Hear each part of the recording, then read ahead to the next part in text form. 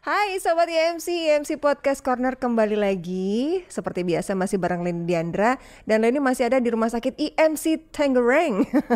IMC Tangerang ya, yang keren banget. Sekeren dokter-dokter yang ada di sini. Seperti yang sudah duduk di depan saya. Ini ada Dokter Harmantia Mahadipta, spesialis ortopedi, konsultan spine, ya dok ya? Ya. Sehat dok? Sehat, alhamdulillah Mbak Leni.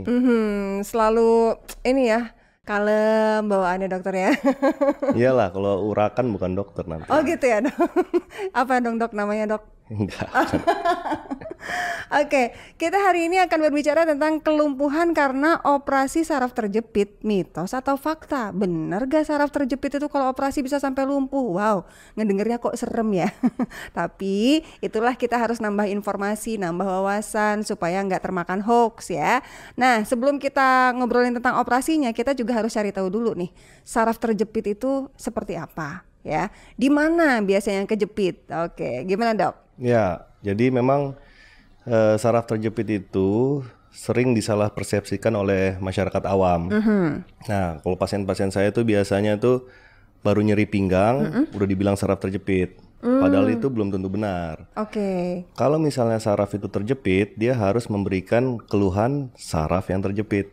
Nah, saraf itu kan komponennya ada sensorik, ada motorik, ada otonom.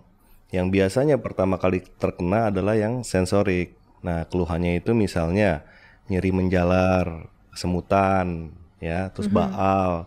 Tergantung jepitannya di mana. Di seluruh tulang belakang itu bisa terjepit dari mulai leher, punggung atau torakal, dan pinggang. Oke. Nah, yang paling sering adalah di daerah pinggang, yang paling sering. Kedua paling sering leher. Yang paling jarang adalah di torakal atau punggung. Nah, keluhan sensorik itu misalnya di servikal, di leher, dia keluhannya pasti ke tangan. Ya, kesemutan, menjalar dari belikat sampai tergantung dia levelnya di mana kejepitnya. Nah, kalau di pinggang dia menjalarnya ke kaki, dari pantat ke paha, betis, bisa sampai pergelangan kaki, bahkan sampai telapak kaki. Nah, itu sensoriknya. Kalau dibiarkan lebih lama, kena komponen motoriknya. Motorik itu untuk menggerakkan tangan dan kaki. Nah, kadang-kadang itu yang orang bisa bilang lumpuh ya. Jadi kelemahan di tangan atau kelemahan di kaki, di betis. Nah, itu bisa terserang saraf kejepit yang kena komponen motorik.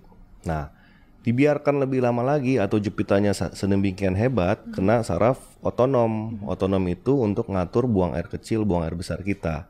Nah, kadang-kadang sampai ke situ ya, sampai dok? situ bisa. Jadi misalnya sedemikian hebatnya jepitannya itu bisa kencingnya itu kayak los atau ngompol. Buang air besar juga los. Nah, itu gejala-gejala saraf terjepit. Jadi bukan hanya nyeri menjalar, tapi kalau dibiarkan lebih lama bisa kelemahan, bisa sampai gangguan buang air kecil, buang air besar. Nah, itu yang salah persepsi di masyarakat. Kadang-kadang baru nyeri pinggang udah dibilang saraf terjepit, padahal belum tentu benar. Tapi emang kebanyakan tuh di area pinggang ya dok? Paling banyak itu di daerah pinggang atau lumbal namanya. Biasanya kenapa sih dok? Nah, jadi faktor resiko itu kalau saya selalu bilang ada dua. Satu yang nggak bisa dirubah, satu lagi yang bisa dirubah. Nah, yang nggak bisa dirubah itu genetik. Genetik itu memang bantalannya memang nggak bagus dari sananya. Jadi ada faktor keturunan juga? Ada faktor keturunan, ya itu genetik, itu nggak bisa dirubah.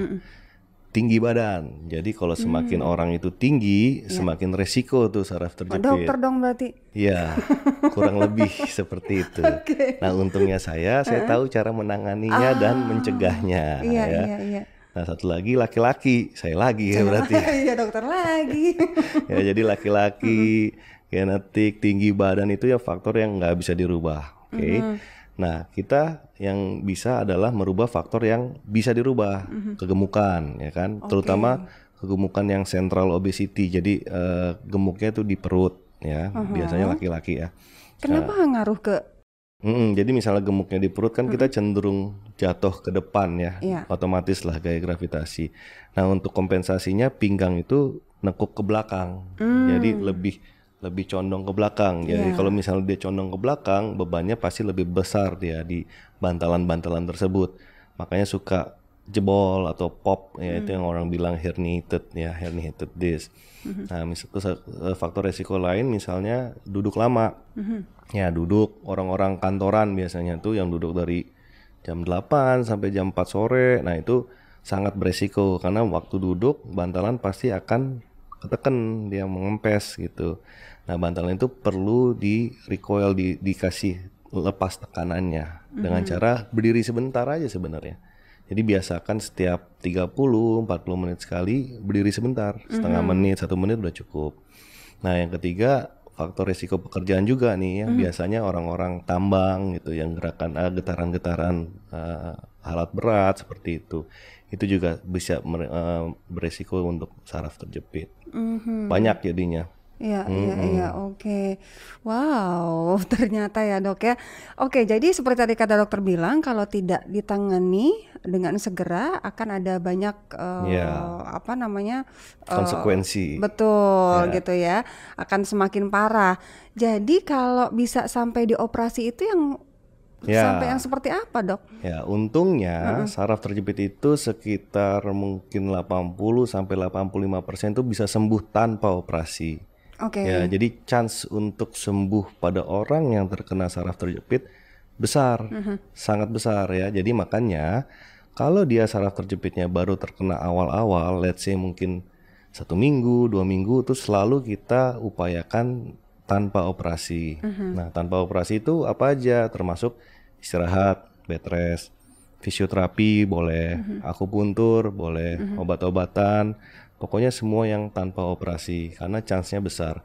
Kecuali dia saraf terjepit dan ada keadaan yang emergency. Nah, satu-satunya emergency di saraf terjepit itu adalah namanya cauda equina syndrome. Nah, itu yang tadi saya bilang, jepitannya sedemikian hebat sampai gangguan otonom, buang air kecil, buang air besar. Nah, kenapa disebut emergency? Bukan karena mengancam nyawa, karena kalau misalnya kita telat menanganinya akan bersifat permanen.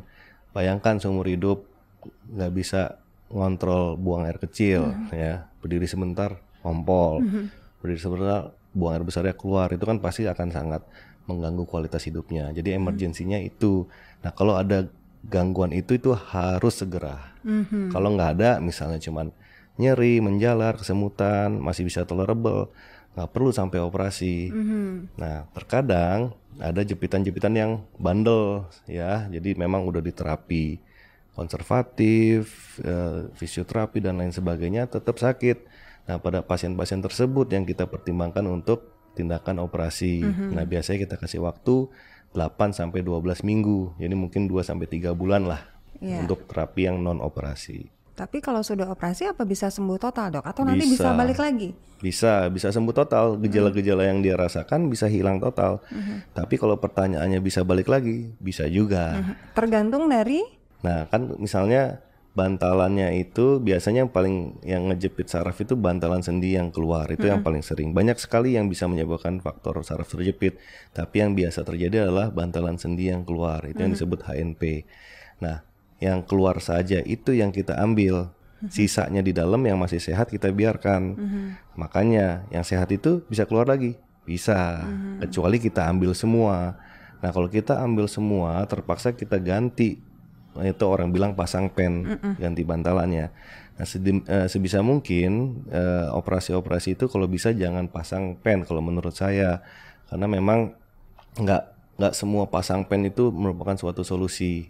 Ya, jadi dengan perkembangan teknologi sekarang banyak sekali cara operasi-operasi saraf terjepit tanpa pemasangan pen.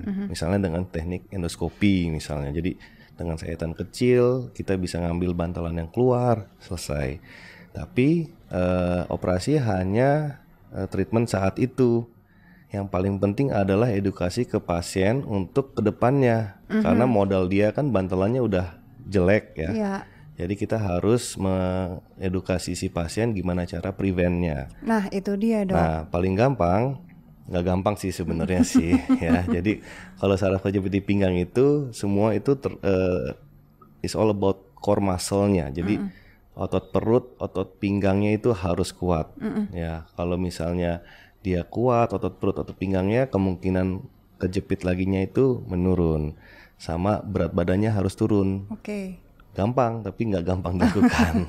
Berarti berat badan setelah misalnya nih ada Ya. seorang pasien yang melakukan operasi saraf terjepit, itu berarti harus jaga berat badan. Ya, harus. Oke. Terus ada kegiatan yang harus dibatasi nggak? Betul. Jadi memang biasanya untuk minggu-minggu pertama olahraga-olahraga yang high impact itu dihindari.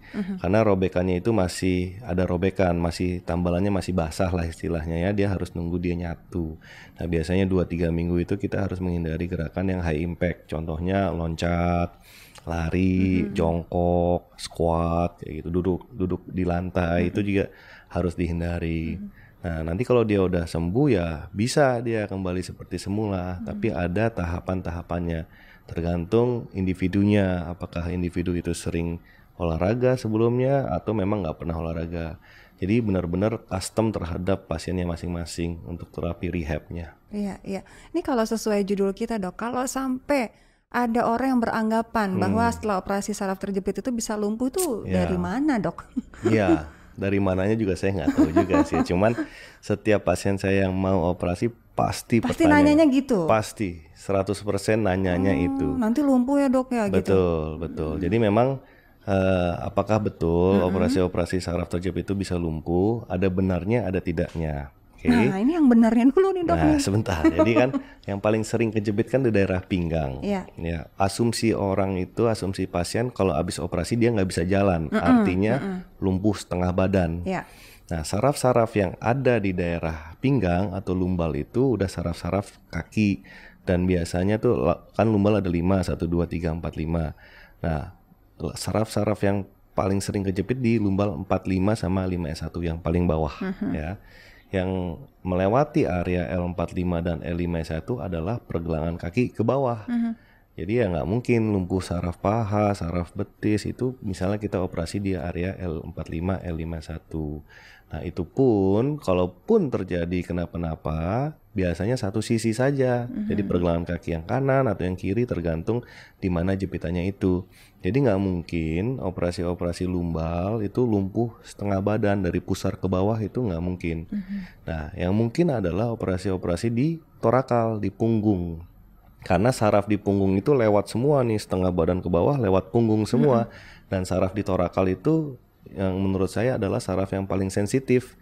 Jadi kalau kita memperlakukan saraf pada saat operasinya sembarangan itu yang bisa ngambek lah jadi ya orang lumpuh.